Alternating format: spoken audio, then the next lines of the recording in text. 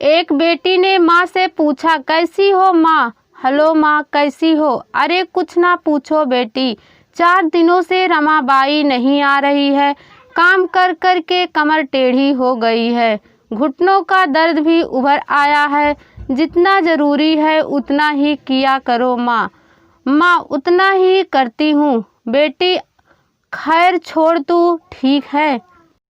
हाँ माँ, परसों विभा मौसी की पोती की मंगनी थी। शगुन में खूब अच्छा सोने का सेट आया है। मौसी ने भी बहुत अच्छा लेन देन किया है। 2 दिनों से बारिश का मौसम हो रहा है। सोच रही हूँ आज दाल भाटी बना लूँ। भैया से बात हुई, उनका आने का कोई प्रोग्राम है? हाँ, पिछले हफ्ते फ़ोन आया था। अभी तो नहीं आ रहे। राधा से बात होती होगी, कैसी है वह? मैं तो सोचती ही रह जाती हूँ कि उससे बात करूँगी, पर फिर तुझसे ही समाचार मिल जाते हैं। वह ठीक है माँ। अच्छा, अब फ़ोन रखती हूँ, कॉलेज के लिए तैयार होना है। माँ से हमेशा मेरी इसी तरह की बातें होती है। ज़्यादातर वक्त तो वही बोलती हैं, क्योंकि मेरे पास तो बताने के लिए कुछ होता नहीं है। पहले फ़ोन बंद करते वक्त अक्सर मेरे दिमाग में यही बात उठती थी कि माँ की दुनिया कितनी छोटी है। खाना पीना, लेन देन, रमाबाई, रिश्तेदार और पड़ोसी, बस इन्हीं के इर्द गिर्द उनकी दुनिया घूमती रहती है। देश में कितना कुछ हो रहा है, कितने सर्टिंग ऑपरेशन हो रहे हैं, चुनावों में कैसी कैसी पैंतरेबाजी चल रही है, घरेलू हिंसा, यौन शोषण कितना बढ़ गया है। इन सब से उन्हें कोई सरोकार नहीं है, जबकि यहाँ पत्र पत्रिकाएं, जर्नल्स सब कुछ पढ़कर हर वक्त खुद को अपडेट रखना पड़ता है। एक तो मेरा विषय राजनीतिक विज्ञान है, जिसमें विद्यार्थियों को हर समय नवीनतम तथ्य उपलब्ध कराने होते हैं। दूसरे, बुद्धिजीवियों की मीटिंग में कब किस विषय पर बहस चल जाए, इस वजह से भी खुद को हमेशा अपडेट रखना पड़ता है। और जब इंसान बड़े मुद्दों में उलझ जाता है तो बाकी सब कुछ उसे तुच्छ नगण्य लगने लगता है। मैं माँ की बातों को भूलकर फिर से अपनी दुनिया में खो जाती।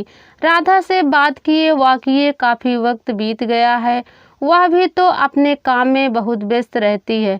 दूसरे, अमेरिका और इंडिया में टाइमिंग का कितना अंतर है कि जब मैं फिक्र होती हूँ, बात करने का मूड होता है, तब वह सो रही होती है या किसी ज़रूरी काम में फंसी होती है।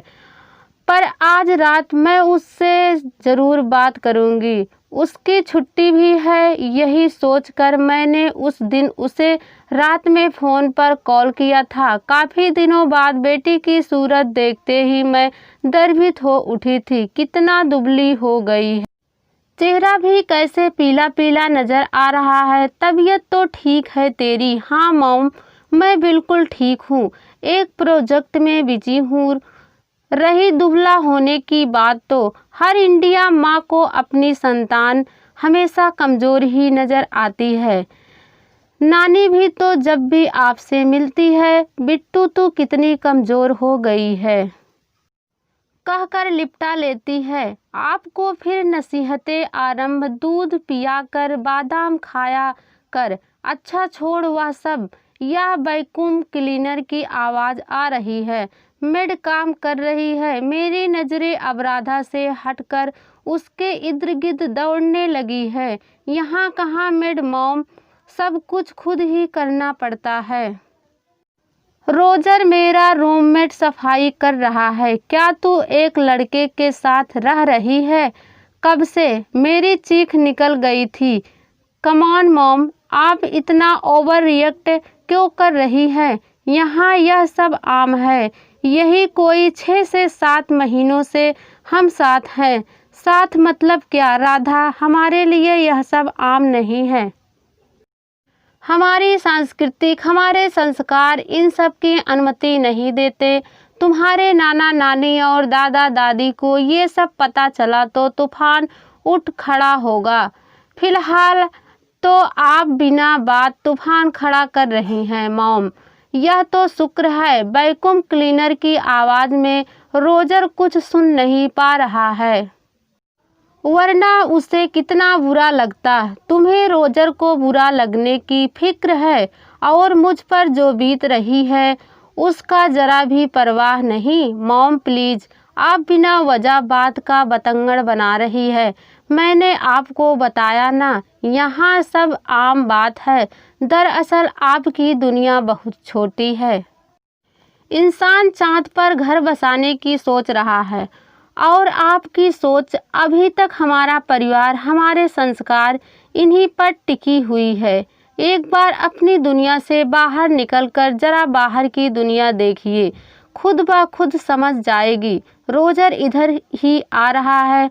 मॉम, बेहतर होगा हम इस टॉपिक को यहीं समाप्त कर दें। सिर्फ टॉपिक ही क्यों, सब कुछ समाप्त कर दो। गुस्से में मैंने संपर्क विच्छेद कर दिया था। मेरे गुस्से से न केवल स्टूडेंट्स बल्कि घर वाले भी खौफ खाते हैं। यह तापमापी के पारे की तरह पल में चढ़ता है तो समझाने बुझाने या क्षमा याचना करने पर पल में उतर भी जाता है। देर तक उसके शब्द मेरे कानों में गूंजते रहते थे।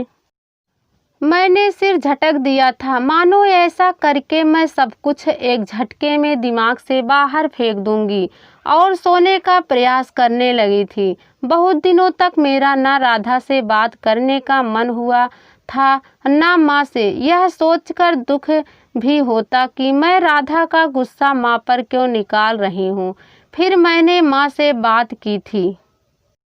माँ बाबा को आजकल वैसे भी कम सुनाई देने लगा है, इसलिए भी मैं उन्हें बताने से हिचक रही थी।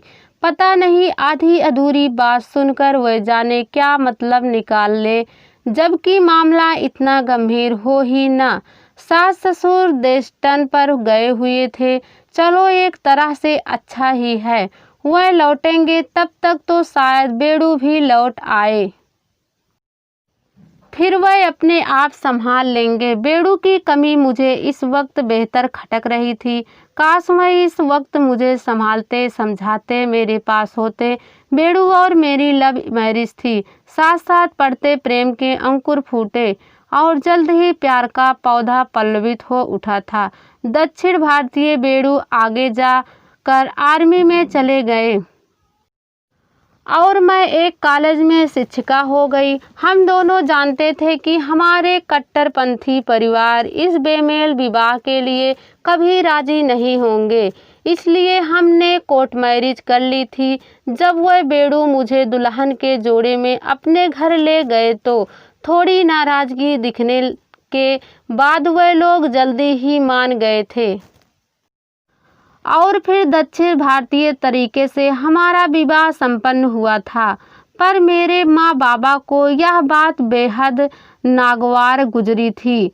वह शादी में शरीक नहीं हुए थे। मैं उनसे गुस्सा थी, लेकिन बेड़ू ने हिम्मत नहीं हारी, मानने के प्रयास जारी रखे।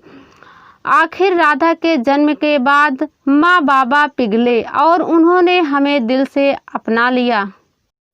उस वक्त मैं बच्चों की तरह किलक उठी थी। माँ से लिपटकर ढेरों फरमाइशें कर डाली थी।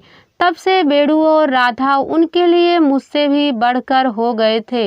ऐसी शिकायत करके मैं अक्सर उनसे बच्चों की भांति रूठ जाया करती थी और सभी इसे मेरी जलन कहकर खूब आनंद उठाते थे। बेड़ू को नॉर्थ ईस्ट में पोस्टिंग मिली तो मैं राधा को लेकर उनके साथ रहने आ गई थी, पर छोटी सी बच्ची के साथ उस असुरक्षित इलाके में रहना, हर वक्त खतरे से खेलते रहना था। राधा का ख्याल करके मैं हमेशा के लिए अपने सास ससुर के पास रहने आ गई थी। मैंने वापस कॉलेज में पढ़ाना आरंभ कर दिया था। बेड़ू छुट्टियों में आते रहते थे। जिंदगी एक बंधे बधाए ठर्रे पर चलने लगी थी। राधा पढ़ने के लिए विदेश चली गई और फिर वहीं अच्छी सी नौकरी भी करने लगी। दिल तो बहुत रोया, पर बदलते ज़माने और उसकी खुशी का ख्याल कर मन को समझा लिया। पर अब तो पानी सिर से ऊपर बढ़ गया। इधर कुछ समय से बेड़ू की पोस्टिंग भी काफ़ी सीनियर पोजीशन पर हिमालय की तराई वाले इलाके में हो गई थी।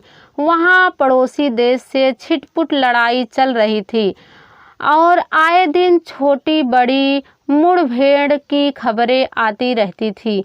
मुझे हर वक्त सिर पर तलवार लटकती प्रतीत होती थी।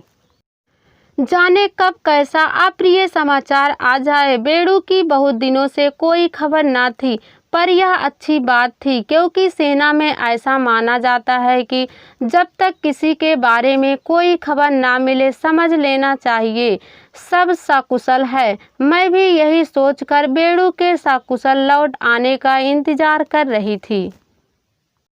बेड़ू की यादों के साथ राधा के दिए घाव ताज़ा हो गए थे। जीवन साथी तो मैंने भी अपनी मन मर्जी से चुना था, पर उसके साथ रही तो शादी के बाद ही थी। लेकिन यहाँ तो बिल्कुल ही उल्टा मामला है। फिर मैंने और बेड़ू ने शादी के बाद भी सबको मनाने के प्रयास जारी रखे थे, सबकी घुड़कियाँ धमकियाँ झेली, ताने सुने, पर आखिर सबको मना कर रहे। और इस जनरेशन को देखो, पता है माँ गुस्सा है, नाराज है, पर एक मनोबल का एक फ़ोन तक नहीं। काश बेड़ू यहाँ होते। खैर बहुत इंतज़ार के बाद एक दिन राधा का फ़ोन आया था, पर बस औपचारिक वार्तालाप, आप कैसी है, दादा दादी कब आएंगे, पापा ठीक होंगे, और फ़ोन रख दिया था। ऐसे में मैंने भी कुछ नहीं कहा सुना। हमारे फ़ोन कॉल्स न केवल सीमित बल्कि बेहद औपचारिक भी हो गए थे। माँ ज़रूर थोड़े दिनों में फ़ोन कर मेरे हाल जानती रहती। बेड़ू और सास ससुर की अनुपस्थिति ने उन्हें मेरे प्रति ज़्यादा चिंतित बना दिया था। वह मुझे धीरज और विश्वास देने का प्रयास करती। उनका आग्रह था मैं अकेली ना रहूं और उनके पास रहने चली जाऊं। मैंने उनसे कहा कि मैं तो छुट्टियां में हमेशा ही आती हूं, अभी सास ससुर भी नहीं है तो वह मेरे पास आ जाएं, पर उन्होंने इतनी लंबी यात्रा करने में असमर्थता जताकर मेरा प्रस्ताव सिरे से खारिज कर दिया। उनके अनुसार वह छुट्टियों में मेरा इंतजार करेंगी और मैं थोड़ी लंबी छुट्टियां प्लान कर सकूं तो अच्छा होगा। कोई खास वजह माँ? अरे नहीं, खास क्या होगी, बस ऐसे ही तेरे साथ रहने को दिल कर रहा था। क्या पता कितना जीना और शेष है। अब तबीयत ठीक नहीं रहती, तेरे भैया भाभी को भी इसी दौरान रहने को बुला लिया है। सब साथ रहेंगे, खाएंगे पिएंगे तो अच्छा लगेगा। पहली बार माँ की दुनिया अलग नहीं, थोड़ी अपनी सी महसूस हुई। उनका दर्द अपना दर्द लगा। हाँ माँ, ज़्यादा छुट्टियाँ लेकर आने का प्रयास करूँगी। रमाबाई से मुझे भी मालिश करवानी है। आजकल मुझे भी आर्थराइटिस की प्रॉब्लम हो गई है। आपके हाथ की मक्का की रोटी और सरसों का साग खाने का भी बहुत मन हो रहा है। गोभी गाजर वाला अचार भी डाल कर रखना। माँ प्रत्युत्तर में उधर चुप्पी छाई रही तो मैं समझ गई कि भावनाओं के आवेग ने हमेशा की तरह माँ का गला अवरुद्ध कर दिया है। जल्द मिलते हैं माँ। माँ की भावनाओं का सम्मान करते हुए मैंने तुरंत फ़ोन रख दिया था। अगले सप्ताह एक लंबी छुट्टी अरेंज कर जल्दी ही उन्हें अपने आने की सूचना भी दे दी। पर माँ बाबा दोनों को मुझे लेने आया देख मैं हैरत में पड़ गई थी।